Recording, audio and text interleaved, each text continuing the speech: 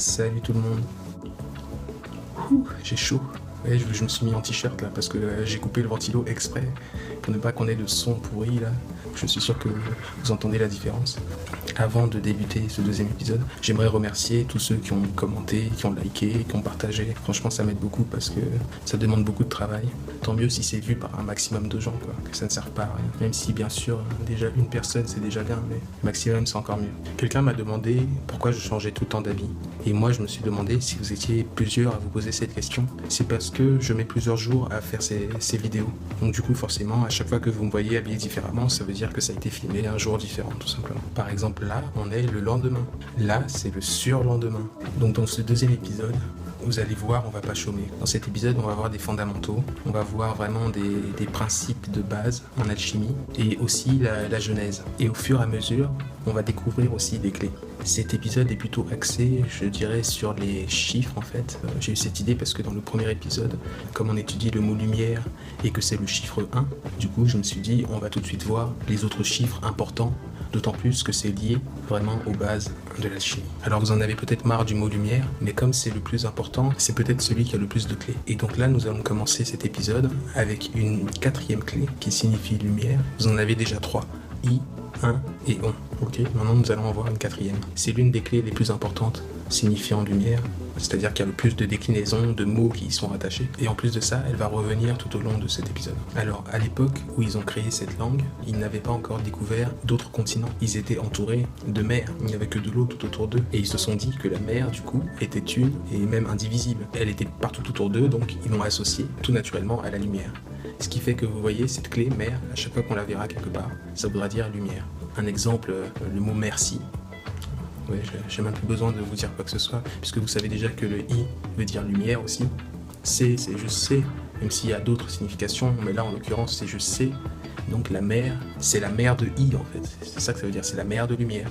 C'est la lumière de lumière, c'est la lumière de Dieu, etc. Ou le mot amer, quand quelque chose a un goût amer. Amer. A, c'est juste un préfixe qui veut dire l'inverse, le contraire. Amer, le contraire de la mer, le contraire de la lumière. Quand c'est le contraire de la lumière, c'est dégueulasse. Mettez ça de côté pour l'instant. On reviendra sur cette clé plus tard. Mais c'était important de commencer par elle. Maintenant, nous allons voir quelque chose qui est très important en alchimie, parce que ça revient sans cesse, c'est vraiment la base, c'est fondamental. Je pense que certains d'entre vous qui s'étaient déjà intéressés à la langue des oiseaux connaissent, mais pour ceux qui ne connaissent pas du tout la langue des oiseaux, on va quand même développer tout ça. Alors, en alchimie, tout ce qui existe dans notre monde est en 3 parties. Et ces 3 parties fonctionnent un peu comme des poupées russes, c'est-à-dire qu'il y en a une qui s'emboîte dans l'autre, et ces deux-là s'emboîtent dans la troisième. Il y a ce qu'on appelle tout d'abord l'esprit, qui en fait est la lumière, qui est contenue dans une sorte de véhicule, qui sont les émotions. Et ces 2 parties, l'une dans l'autre, sont toutes les deux dans la troisième partie, qui est le corps. Il y a l'esprit, les émotions et le corps. L'esprit est dans les émotions sont dans le corps.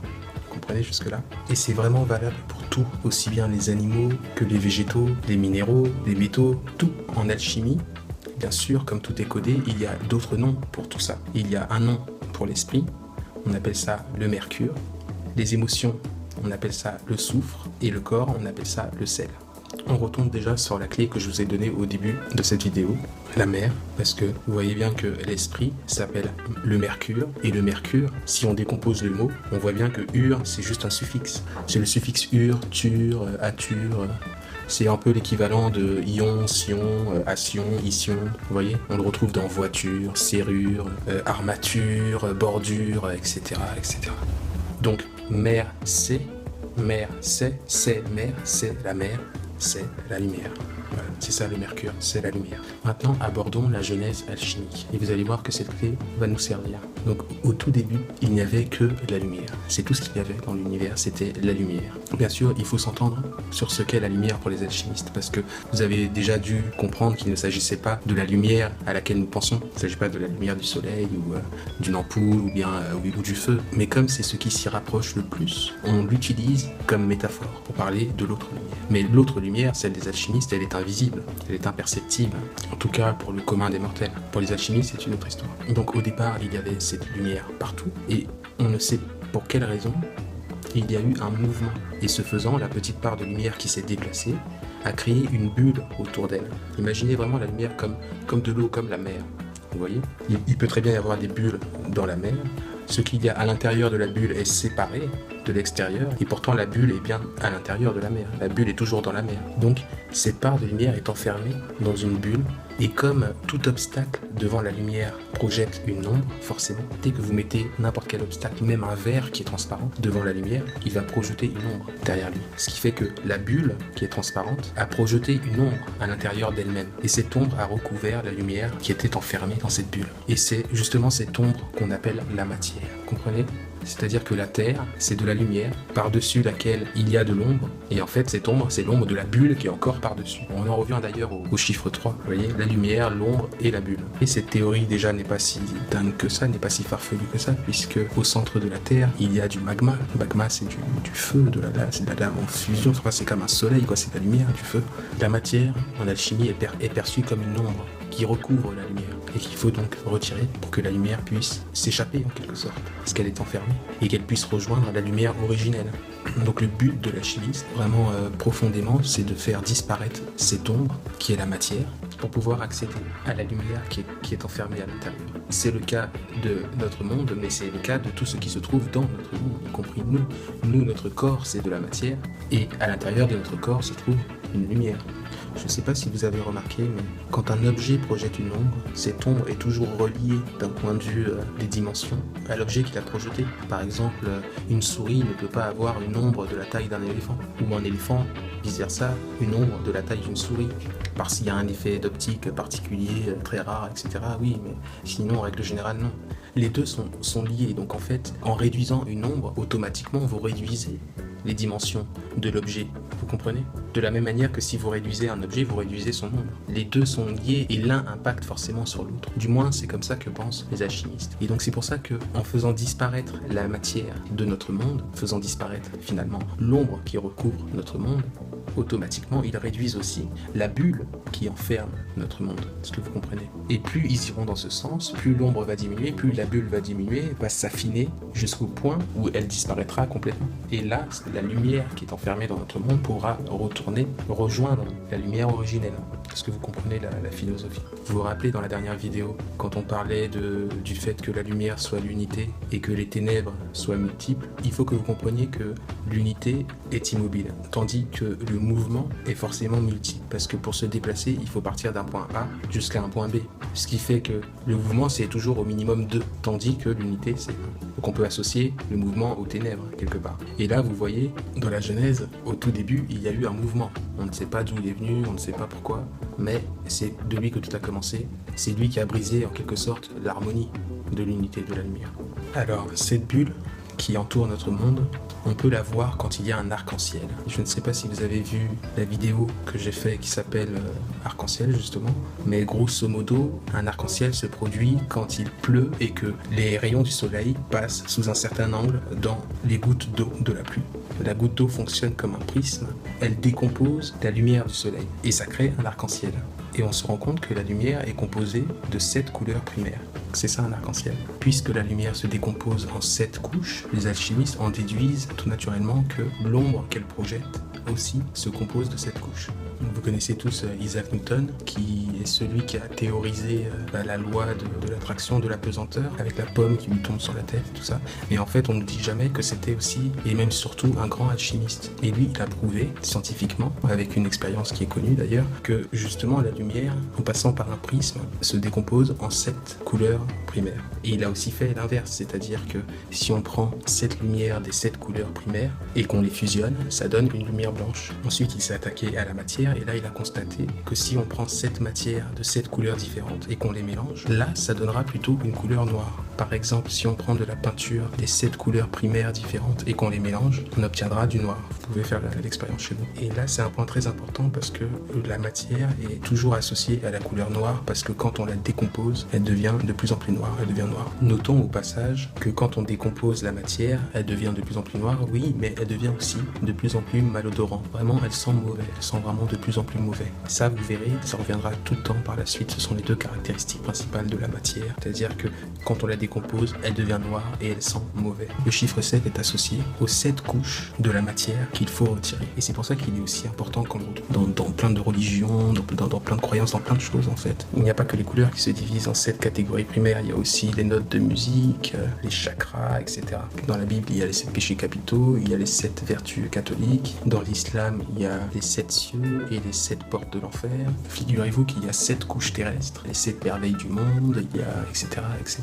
J'ai même fait une liste là, et même si elle est très longue, elle n'est même pas exhaustive. Là, on va arriver sur quelque chose que vous connaissez tous normalement, parce que quand on parle d'alchimie, en règle générale, tout le monde pense à celui qui va transmuter du plomb en or. Et bien justement, en alchimie, comme la matière a 7 couches, on considère qu'il n'y a que 7 métaux. C'est toujours le même, sauf qu'il est à 7 stades différents d'évolution. Et donc, le stade le plus vil, c'est le plomb. Ensuite, il y a l'étain, après le cuivre, puis le fer, le mercure, l'argent, et enfin l'or. Et l'or est la 7e couche à retirer, en fait.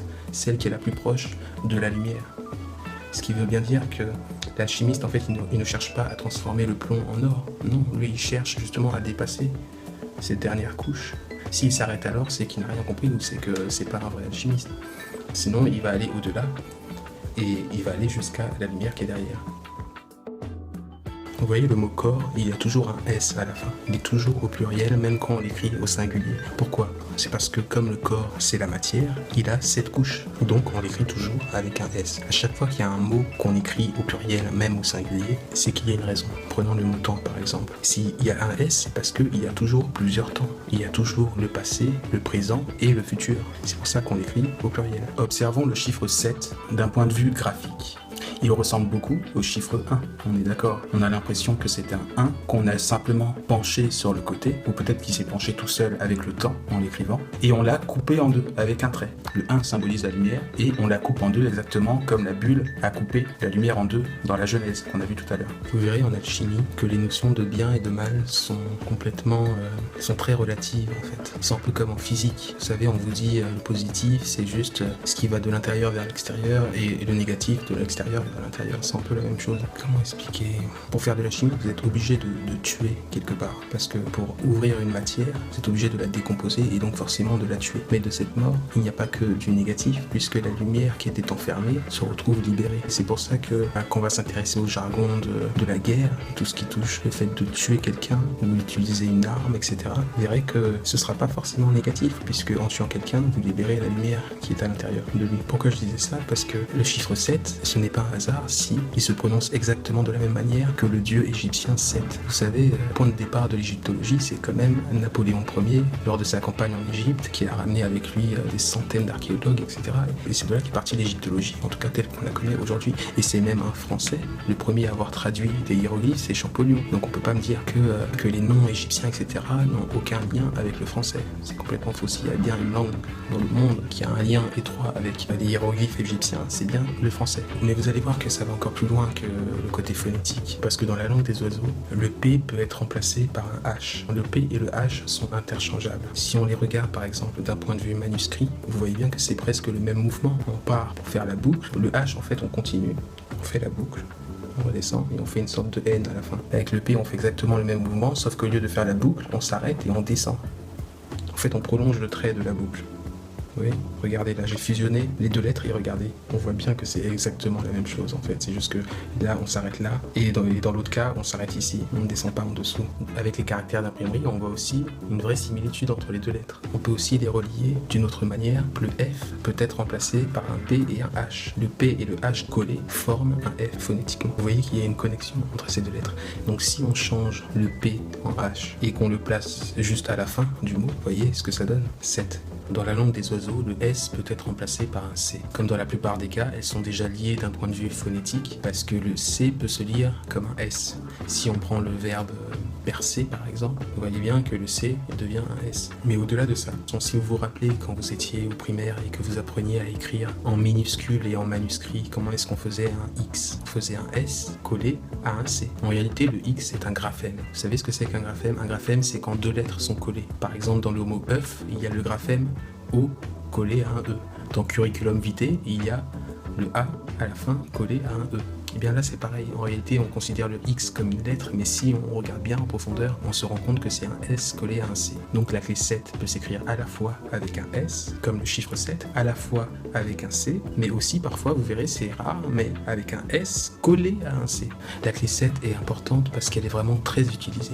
Vraiment, elle est à la base de beaucoup de mots dans la langue française. Et donc, quelques exemples. Avec le S et le C, on a le mot sceptre, on a le mot sceptique. Vous voyez, quelqu'un qui doute, qui ne veut pas croire, il est sceptique. Ça veut dire qu'il est dans le 7. Il n'a pas dépassé le 7, il est dans le 7, dans la matière. Vous voyez. On utilise aussi ce mot pour décrire l'endroit où on va réunir tous les excréments, c'est-à-dire tout ce qui sent mauvais et qui est noir d'ailleurs. Une fosse septique. Il y a la racine 7. Maintenant, prenons la clé écrite comme le chiffre 7 avec un S. On trouve des mots comme aseptiser. A, c'est un préfixe qui veut dire l'inverse, le contraire. Aseptiser. Donc le contraire de 7, c'est nettoyer, c'est propre quand quelque chose est aseptisé. C'est pour ça qu'on parle par exemple d'antiseptique. Il y a aussi la septicémie, septembre. Mais il y en a d'autres, hein, vous pouvez chercher. Je vous cite juste quelques exemples. Maintenant, si on utilise cette clé avec un C à la place du S, on trouve des mots comme concept, déception, perception, et aussi des verbes comme accepter, AC, ça veut dire ajouter ou dépasser en fait, aller au-delà quoi.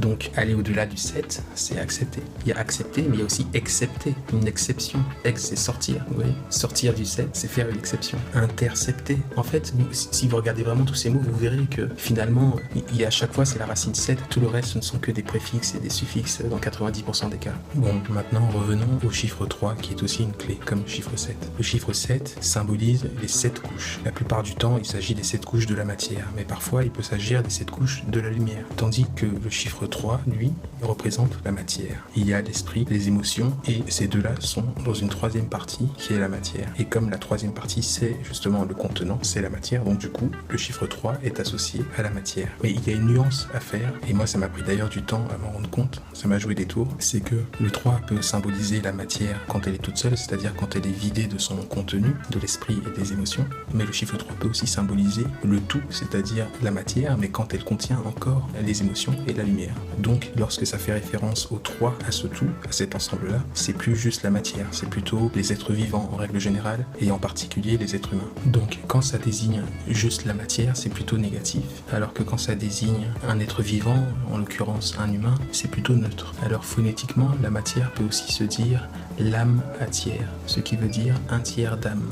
Alors, dans le sens commun aujourd'hui, l'âme fait plutôt référence à l'esprit, la lumière qui quitte le corps quand quelqu'un meurt. Mais en alchimie, l'âme fait référence à l'ensemble de ces trois parties quand elles sont réunies. C'est pour ça que la matière n'est qu'un seul tiers d'âme. Il y a deux autres tiers, c'est la lumière, enfin l'esprit et les émotions. Maintenant, regardons le mot matière. Comme le mot lumière, il finit par le suffixe -ir. Donc ça, déjà, on peut le mettre de côté, on n'a plus besoin d'y revenir. Donc la racine du mot matière, c'est mat. Et mat, on sait tous ce que ça veut dire. C'est qu'on fait échec et mat. Mat, ça veut dire la mort. Et donc, quelque part, c'est logique que la mort soit associée à la matière, puisque la mort, c'est justement la matière qui a été vidée de ce qu'il y avait à l'intérieur. Et donc, du coup, elle se décompose, elle pourrit, elle se divise, elle s'ouvre de plus en plus. Bon, ça c'est qu'un premier niveau de lecture, il y en a d'autres, mais on n'a pas encore les clés. On verra plus tard. Et là, on en vient à un principe de base qui est important. Je vous en avais déjà parlé, c'est que la matière, quand elle se décompose, elle devient noire et malodorante. Et là, je vais vous donner quelques exemples concrets. Moi, j'ai mis des mois, et même des années à m'en rendre compte. Là, je vais tout vous dire en 5 minutes, mais tout m'est pas tombé dessus comme ça d'un coup, quoi.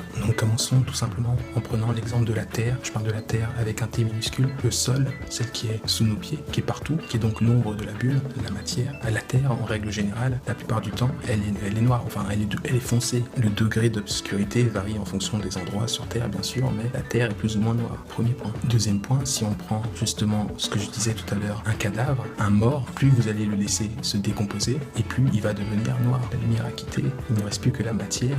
Les couleurs disparaissent et tout s'assombrit, tout devient noir. Et en plus, et là, on peut aussi faire le lien avec quelque chose d'important qu'il faut comprendre, c'est que la décomposition est liée à la température, toujours. C'est-à-dire que plus il va faire chaud, plus la décomposition ira vite, et plus il fera froid, forcément, moins ça ira vite. Par exemple, si on prend un cadavre et qu'on le met à 40 degrés en Afrique, il va se décomposer beaucoup plus vite que si vous le laissez au pôle Nord où il fait moins 40 degrés. C'est pour ça que les alchimistes utilisent toujours de la chaleur pour faire leurs expériences, pour pouvoir décomposer comme un métal. Comment est-ce que vous ouvrez un métal, vous êtes obligé de le faire fondre. Troisièmement, notre propre corps est une machine à transmutation. C'est-à-dire que lorsque nous nous alimentons, nous ingurgitons des aliments. Avec notre bouche, on va l'ouvrir. Ensuite, ça va descendre dans notre estomac. Et là, notre corps va assimiler ce qui était à l'intérieur de cet aliment et il va se débarrasser de la matière. Et la matière, observez bien que les aliments qu'on a mangés sont de toutes les couleurs, mais la matière qu'on rejette, elle est toujours marron. Et une fois éjectée, c'est parce que c'est qu'une question de temps, en fait. Si vous faites vos besoins là et que vous repassez dans 3 jours les regarder, vous verrez que ce sera devenu complètement noir. Avec le temps, ça devient de plus en plus noir et ça sent mauvais. Faites pipi dans une bouteille, laissez-la traîner dans un coin de votre chambre, revenez 6 mois, 1 an plus tard et je vous jure que ça ressemblera à du Coca-Cola. Un quatrième exemple, la saleté en règle générale est souvent sombre, noire. Quand vous avez de la saleté sous vos ongles, elle n'est pas orange, verte ou rouge, elle est toujours noire. Le cinquième point, si vous regardez l'intérieur d'une cheminée, vous verrez que c'est tout noir parce qu'il y a de la suie partout. Et là on en revient à ce que je disais par rapport à la température qui est toujours liée à la décomposition.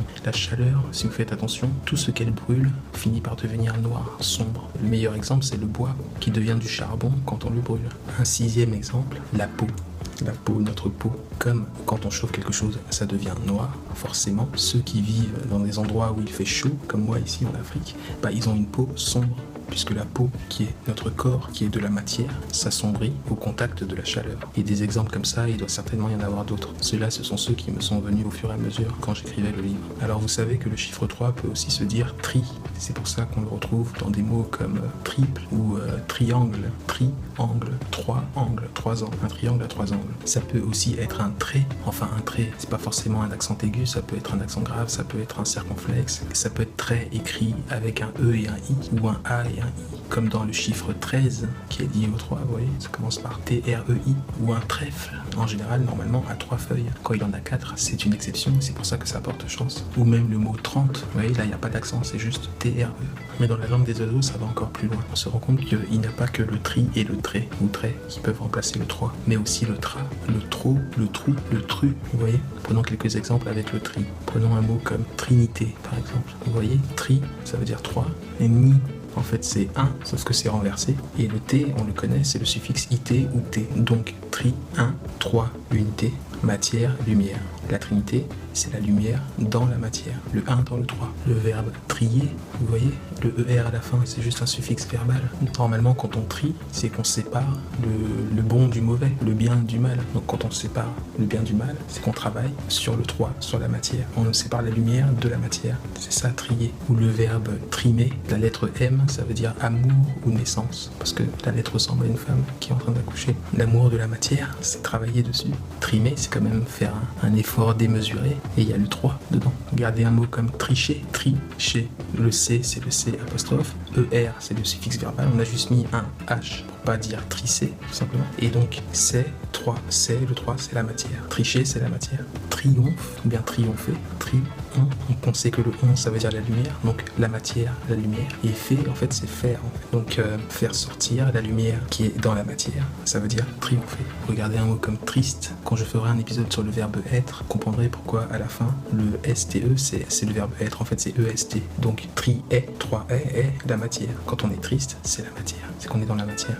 À présent, voyons des exemples avec le trait. Regardez le mot trait. Trait, ça veut dire beaucoup. Ça veut dire, quand il y en a beaucoup, trait, c'est un peu l'équivalent de trop. Le S représente le serpent. Et le serpent symbolise le messager ou le message. Il y en a d'autres, des animaux comme ça, mais on y reviendra plus tard. Donc vous voyez là, message, 3. Donc messager de la matière, message de la matière. C'est quand il y en a beaucoup. On le retrouve aussi dans le mot trésor. J'ai plus besoin de détailler puisque vous savez déjà ce que veut dire le S. C'est exactement comme dans le mot précédent. Sauf qu'il y a un or à la fin qui signifie la lumière. Mais il y en a plein. Trébucher par exemple. 3 bûchers. À un autre niveau de lecture, on pourrait lire bûcher comme le bûcher, c'est-à-dire une référence au feu. Mais sinon, huche, c'est un suffixe. On le retrouve par exemple dans capuche. Donc la racine du mot, c'est très avec un B. Le B, la lettre B, ressemble beaucoup au M, si vous regardez bien. Donc le M, c'est une femme qui accouche, et le B, c'est exactement la même chose, sauf qu'il y a une barre qui empêche ce qu'elle met au monde de sortir, ce qui veut dire que ça reste à l'intérieur. C'est pour ça que le B signifie la naissance intérieure, mais aussi le passage. Trébucher, très B, 3 passage ou naissance intérieure, à mon avis c'est plutôt le passage, donc le passage du 3, le passage de la matière. Trébucher, qu'est-ce que ça veut dire? Ça veut dire tomber. Quand on tombe par terre. La terre c'est le sol, c'est la matière. Ou encore trépasser, qui veut dire passer 3 fois, ou faire les 3 passages, et qui en français signifie mourir. Une fois qu'on a fait les 3 passages, on peut mourir. 3 étapes. Une trêve, vous voyez, quand je vous disais que la mort n'était pas forcément perçue de manière négative, c'est-à-dire qu'on est sur un champ de bataille, on est en train de s'entretuer, et on décide de faire une trêve, donc c'est faire la paix. Arrêter de se tuer, c'est être dans la matière. Tandis que se tuer, forcément, c'est libérer la lumière. Si on prend maintenant la version T-R-A-I, trait, il y a des mots comme traître, vous voyez, un traître, T-R-E à la fin, on peut le lire comme trait, donc c'est comme s'il y avait 2 fois trait, c'est comme s'il était 2 fois dans la matière, le traître. Le verbe traîner, traiter, etc. Vous voyez, le docteur, il traite des maladies parce qu'il travaille sur la matière, sur notre corps. Si maintenant on prend T-R-A, on tombe par exemple sur le verbe trahir, vous voyez, traître, trahir. Trahir, à la fin, c'est juste un IR, le suffixe verbal, on a mis un H pour ne pas qu'on puisse le confondre avec le verbe traire, traire une vache. D'ailleurs, traire aussi, il y a le 3 dedans. Pourquoi il y a le 3 dedans? Qu'est-ce qu'on traite? On traite du lait. Le lait est blanc et on le sort du corps de la vache, donc de la matière. On sort du blanc de la matière, on sort la lumière de la matière. Le RE à la fin, c'est juste un suffixe verbal, encore une fois. Trapu, regardez comment c'est marrant, parce qu'en plus, vous voyez, la matière sent mauvais, je vous l'ai dit. Puer, le trapu, le 3 pue, la matière pue, la matière sent mauvais. Mais au-delà même de ça, le trapu, par définition, il est courbé, il est proche du sol, il est proche de la matière. Ou bien une trappe. Une trappe, c'est un passage dérobé, ou parfois même un piège. Ou le trappeur. Vous voyez, qu'est-ce qu'il fait le trappeur? Il retire la peau des animaux pour en faire du cuir, etc. Et justement, la peau, c'est quoi? C'est la matière. Et comme par hasard, on retrouve tra dedans. Le P signifie le père. Et le père, c'est la transmission dans la chimie. Donc la transmission de la matière. Le mec qui retire les peaux, il transmet la matière, transmet la peau. On fera un épisode sur l'imagerie du pèlerin, parce que le pèlerin est très important. Il y a toute une symbolique autour de lui et autour du pèlerinage, parce que si vous regardez bien, pèlerin, le 1 à la fin est un suffixe. Donc la racine, c'est peler. Le pèlerin, il se pèle, il retire ses peaux. D'ailleurs, une pelle sert à quoi? À creuser dans la terre, retirer la matière. Il y a les trapèzes, c'est les muscles qu'on a là. C'est devenu aussi un sport, parce que dans ce sport-là, justement, on ne fait pratiquement qu'utiliser ces trapèzes. Et si on regarde pèse comme le verbe peser, c'est marrant, parce que du coup, le 3 pèse, la matière pèse, où?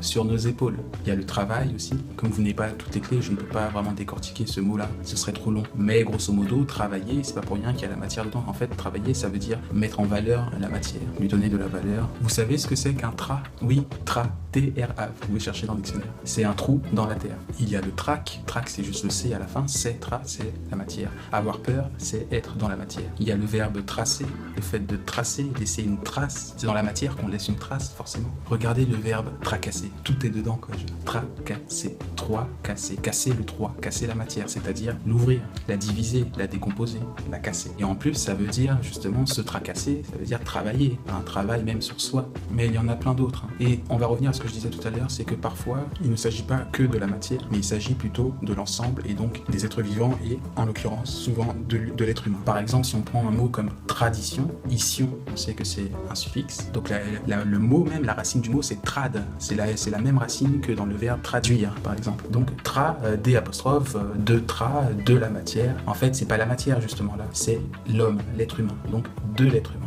Quand on traduit quelque chose, on traduit la langue des humains. Si on passe au trop, T-R-O, regardez un mot comme justement trop, qui est l'équivalent de trait. P, on sait que ça veut dire le père, la transmission. Donc la transmission de la matière, c'est quand il y en a trop. Il faut l'enlever justement, la trop. Ou le troc, c'est juste un C à la fin. C'est trop, c'est la matière, c'est le 3. C'est le 3, c'est la matière, donc c'est du troc. Qu'est-ce qu'on troque? Par définition, ce sont des objets en règle générale. On troque toujours de la matière, etc., etc. Si on prend maintenant trou, T-R-O-U, rien que cette racine-là, déjà, trou. Qu'est-ce que c'est qu'un trou? C'est comme un tra, c'est quand on a percé quelque chose. Alors que justement, ce que doit faire la chimiste, c'est percer. Il y a aussi le verbe trouver, il y a le troubadour, le mot troupeau. C'est drôle parce que peau, ça pourrait être comme la peau, la matière. Donc trouer la peau, trouer la matière. Allez, on termine maintenant avec tru, T-R-U. Regardez, il suffit de rajouter le C comme avec troc, truc. Un truc, c'est quoi? C'est un objet, donc c'est de la matière. Ou même le verbe truquer, l'équivalent de tricher. Vous voyez, c'est toujours de la matière, truquer. On pourrait même dire un intrus, donc vous voyez, il y en a plein. Et là, je me suis borné à prendre des mots assez simples qui commençaient par notre clé. Parfois, les clés, elles sont au milieu, il y a un préfixe avant. Par exemple, dans détritus, vous voyez, il y a D devant. Ça commence pas par tri, détritus. Et c'est quoi des détritus? C'est de la saleté, c'est ce qu'on met dans nos poubelles. C'est de la matière. Bon, ça y est, nous sommes à la fin de cette vidéo. Vous voyez, on n'a vraiment pas chômé. Vraiment, c'était du gros boulot. Je serai vous, je la regarderai plusieurs fois parce qu'il y a tellement de nouvelles informations à enregistrer que c'est pas évident, quoi. Ça peut très vite donner mal à la tête. Je sais de quoi je parle. J'espère que ça vous a plu. Surtout, n'hésitez pas à commenter. Dites tout ce que vous voulez, à mettre un pouce bleu, vous abonner si vous n'êtes pas encore abonné. Et c'est très important de valider la petite clochette. Comme ça, vous aurez des notifications. Par exemple, j'ai 3000 membres et la dernière vidéo, elle a même pas fait 500 vues. C'est pas logique. Si tous les membres de ma chaîne avaient vu au moins une fois la vidéo, il y aurait 3000 vues. On est d'accord. Et partagez en masse. C'est important. Vraiment partager. Vous voyez tout le boulot que j'ai fait. Un dernier point. Surtout, ne ratez pas la prochaine vidéo parce qu'elle sera très importante. On va voir une clé qui est super intéressante parce que on pourrait dire que c'est un multiplicateur.